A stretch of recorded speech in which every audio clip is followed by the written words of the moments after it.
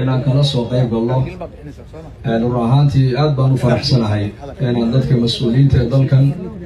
xilka u hayay hadday dowlad ay tahay hadday madax dhaqameeda ay tahay inaan la kulmo waa fursad bay aniga ii tahay dadku waa laba qaybood waa arrinkeen iyo aqbalkeen waa dad taliya iyo dad loo taliyo dadka arrinkeenku waxa weeyaan waa culummada waa madaxda waa salaadiinta iyo ogaasyada iyo boqorada iyo dadka ganacsatada ee ilaahay hantida uu siiyey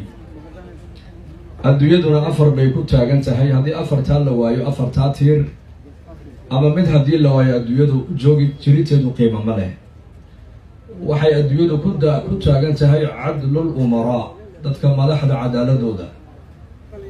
iyo cilmul culamaa iyo dadka culummada ilaahay yaqaanee kitaabka yaqaanee ummadda tilmaamaya iyo sakhaawat al aghniyaa iyo dadka maalqabeennada ee deeqsiga ee xoolahooga sakaada ka bixinaya ee ummadda waxtaraya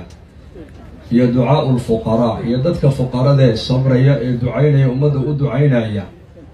afartaabay adduunyadu ay ku taagan tahay